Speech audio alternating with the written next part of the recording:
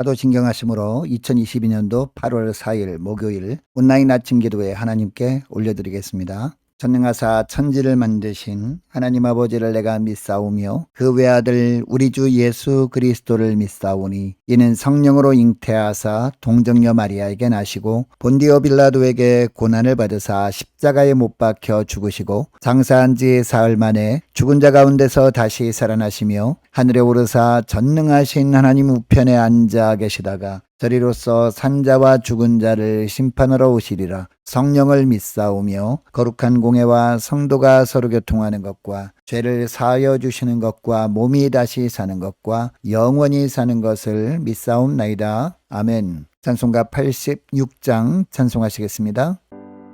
내가 늘지 않은 예수 나의 상처 입은 심령을 불쌍하게 여기사 위로하여 주시니 기쁘신 나의 좋은 친구 내가 의지하는 내 의지 예수 나의 사모하는 친구 나의 기도 들으사 응답하여 주시니 기쁘신 나의 좋은 친구 주의 손 의지하고 살 때 나를 회할 자가 없도다. 주님 나의 마음을 크게 위로하시니 기쁘신 나의 좋은 친구 내가 의지하는 내 의지 예수 나의 사모하는 친구 나의 기도 들으사 응답하여 주시니 기쁘신 나의 좋은 친구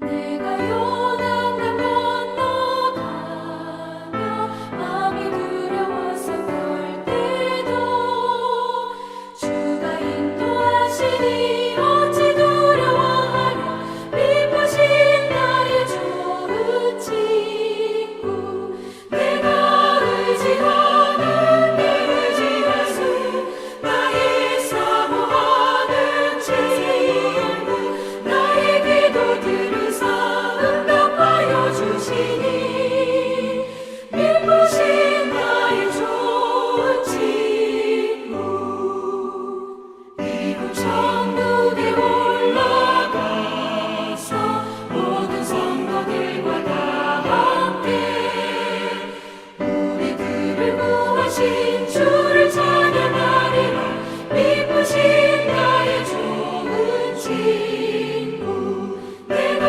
의지하는 내 의지 예수 나의 사모하는 친구 나의 기도 들으사 응답하여 주시니 기쁘신 나의 좋은 친구 하나님 아버지 감사합니다. 오늘도 또 새날을 저희들에게 허락하시고 오늘 하루도 주님께서 말씀을 통해서 은혜 부어주시려고 불러주심을 감사합니다. 주님의 부르심에 이 아침에 주 앞에 나와 머리를 숙였사오리. 주님께서 오늘도 말씀을 통해서 어떤 길로 저희들을 주님께서 인도하시는지 바르게 알게 하시고 순종케 하여 주셔서 오늘도 주님이 예비하신 하늘의 은혜로 나아갈 때 주님께서 예비하신 승리의 축복을 풍성히 누리며 하나님께 영광 돌리며 살게 하여 주옵소서. 예수님의 이름으로 기도드리옵나이다. 아멘. 하나님께서 이 시간에 주시는 말씀은 신약성경 히브리서 7장 11절부터 19절까지의 말씀입니다. 화면을 보시면서 11절부터 우리 함께 합독하시겠습니다. 레위 계통의 제사 직분으로 말미암아 온전함을 얻을 수 있었으면 백성이 그 아래에서 율법을 받았으니 어찌하여 아론의 반차를 따르지 않고 멜기세덱의 반차를 따르는 다른 한 제사장을 세울 필요가 있느냐. 제사직분이 바꾸어졌은즉 율법도 반드시 바꾸어지리라. 이것은 한 사람도 제단 일을 받들지 않는 다른 지파에 속한 자를 가리켜 말한 것이라. 우리 주께서는 유다로부터 나신 것이 분명하도다. 이 지파에는 모세가 제사장들에 관하여 말한 것이 하나도 없고 멜기스덱과 같은 별다른 한 제사장이 일어난 것을 보니 더욱 분명하도다. 그는 육신에 속한 한 계명의 법을 따르지 아니하고 오직 불멸의 생명의 능력을 따라 되었으니 증언하기를 내가 영원히 멜기스덱의 반차를 따르는 제사장이라 하였도다. 전에 있던 계명은 연약하고 무익함으로 패하고 율법은 아무것도 온전하게 못할지라. 이에 더 좋은 소망이 생기니 이것으로 우리가 하나님께 가까이 가느니라. 아멘. 여러분, 예수 믿는 사람들에게 주어진 축복 중에 하나가 죄사함의 축복입니다. 그런데 이 죄사함의 축복은요, 구약시대에 살던 이스라엘 백성들에게도 있었습니다. 그 당시 죄를 사함받는 유일한 길은 율법 따라 예루살렘 성전에서 희생제물을 드리는 것이었습니다. 구약 율법에 의하면 죄를 범한 자는 죽어 마땅했습니다. 하나님은 온전히 거룩한 분인데 그 하나님의 백성이라고 하면서 죄를 범함으로 공동체를 더럽혔기 때문입니다. 그런데 하나님은 사랑의 하나님이십니다. 그래서 백성들에게 이 죄의 문제를 해결할 수 있는 길을 열어주셨습니다. 정결한 짐승이 죄를 지은 사람 대신 죽임당하고 하나님께 제물로 드려지는 겁니다. 여러분, 이때 희생제사를 주관하고 집전하는 사람이 오늘 본문에 나오는 제사장들이었습니다. 그런데 이때 죄사함은요, 불완전한 죄사함이었습니다. 정결한 짐승이 죽임당하면서 흘린 피를 하나님께 드림으로 육체가 지은 죄를 사함받을 뿐 아담으로부터 전가된 원죄는 짐승의 피로는 결코 사함받을 수 없었기 때문이었습니다. 여러분, 만일 짐승을 잡아 드리는 희생제사로 모든 죄가 사함받는다면 특별히 멜기세덱의 반차를 따르는 제사장이 올 필요가 없습니다. 왜냐하면 그동안 했던 것처럼 레위지파 아론의 후손들이 제사장 역할을 하면 되기 때문이죠.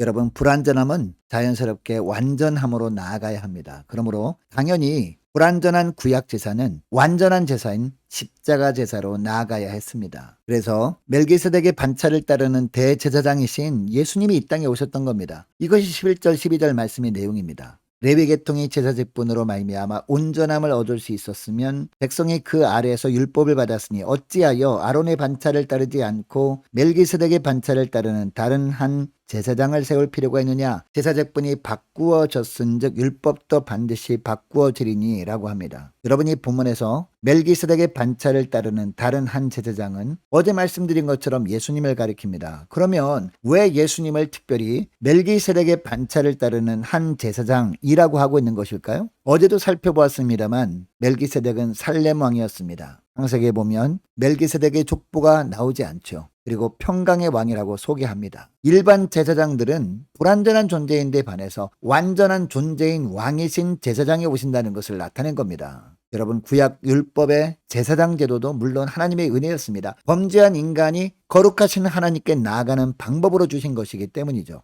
구약시대 때도 하나님의 백성들이 주 앞에 나가기 위해서는 순결한 짐승이 피만 가지고 나아간다고 다 되는 것이 아니었습니다. 반드시 제사장이 그 피를 받아서 대신 하나님께 나아가야 했습니다. 이것을 제사장의 중보적 사명이라고 합니다. 그러나 이것은 한계가 있는 중보였습니다. 아무리 제사장이 정결한 짐승의 피를 가지고 하나님께 나아간다고 하지만 백성들은 여전히 휘장 밖에 머물러 있어야 했기 때문이죠. 하나님을 아버지라 부르는 하나님과의 새로운 관계에 축복을 줄 수 없는 불완전한 중보였다는 겁니다. 그러니까 아론의 반차를 따르는 제사장을 통한 은혜도 물론 크기는 했습니다. 그러나 멜기세덱의 반차를 따르는 제사장이 주는 은혜에 비할 바는 못 되었던 겁니다. 그래서 레위지파의 불완전한 제사장이 아닌 새로운 제사장을 하나님은 계획하셨습니다. 유다지파의 후손을 택하시고 그를 멜기세덱의 반차를 따르는 영원한 제사장으로 하나님께서 세우신 겁니다. 여러분, 멜기세덱의 반차를 따르는 제사장이신 예수님은 이 땅에 오셔서 단번에 십자가 희생제사를 하나님께 드리셨습니다. 그것도 구약에서처럼 짐승의 피를 가지고 나간 것이 아니었습니다. 직접 십자가에 못 박힘으로 흘리신 본인이 피를 가지고 나아가셨습니다. 그러니까 더 이상 희생제사가 필요 없도록 주님은 단번에 완벽한 제사를 드려주신 겁니다. 그리고 부활 승천하셨습니다. 여러분, 예수님의 승천도 어떤 의미였습니까? 휘장을 찢으시고 하늘 성소에 들어가신 것입니다. 이렇게 함으로 말미암아 예수 믿는 자들은 누구든지 예수 그리스도의 이름으로 휘장을 지나 담대히 하나님 보좌 앞으로 나가게 된 겁니다. 휘장 밖에서 두려움 속에서 하나님을 부르지 않고 담대하게 하나님을 아버지라고 부르게 되었다는 겁니다. 여러분, 예수님은 하늘 성소에서 하나님 보좌 우편에 앉아 계십니다. 그런데 그곳에 머물러 있기만 하시는 분이 아닙니다. 우리가 예수님의 이름을 부르기만 하면 우리에게 달려오십니다. 시공간을 초월하여 우리에게 오셔서 우리를 붙들어 주십니다. 우리를 거룩하고 정결하게 해주십니다. 하나님께 더욱 가까이 나아가게 해주십니다. 우리의 양심을 깨끗하게 해주시고 의로운 자로 살도록 도와주십니다. 그리고 우리의 영을 새롭게 해주시고 마음을 새롭게 창조해 주십니다. 하나님과의 화목한 친교로 이끌어 주십니다. 천국만을 더욱 소망하는 삶을 살도록 은혜를 베풀어 주십니다. 그런데 여러분, 이 모든 삶의 능력이 우리에게서 나오는 것이 아닙니다. 예수님이 우리의 제사장으로 십자가 희생제사를 치르시고 부활 승천해 주셨기 때문이라는 것을 우리는 절대로 잊으면 안 됩니다. 여러분, 우리가 그리스도인이라면 간절한 소원이 이제는 무엇이 되어야 할까요? 이런 예수님의 능력에 사로잡혀 사는 겁니다. 이런 삶을 살기 위해서 늘 예수 그리스도의 이름으로 하나님 보좌 앞에 나아가는 여러분 되시기를 주의 이름으로 축복합니다. 오늘 말씀을 기억하며 함께 기도하기를 원하는 것은요, 이렇게 기도했으면 좋겠습니다. 하나님, 예수의 능력에 사로잡혀 살아갈 수 있도록 도와주옵소서. 예수의 능력으로 성결하고 거룩하게 살아갈 수 있도록 주님 은총을 내려 주옵소서. 간절히 기도하기를 원합니다. 자, 오늘 목요 전도단을 위해서 함께 기도하기를 원합니다. 모이기를 힘쓰는 교회 되게 하옵소서. 기도와 전도에 힘쓰는 교회 되게 하옵소서. 간절히 기도하기를 원합니다. 유초등부, 중고등부, 청년부를 위해서 각 구역과 남녀 전도회를 위해서 함께 기도하기를 원합니다. 많은 환우들을 위해서 기도해 주시기 바라고, 군 복무 중인 이시훈 형제를 위해서 함께 기도하기를 원합니다. 선교사님들 가정을 위해서, 나라와 민족을 위해서, 우리 교회 앞날을 위해서 저와 여러분이 가지고 나온 기도 제목을 놓고 우리 함께 기도하기를 원합니다. 기도하겠습니다.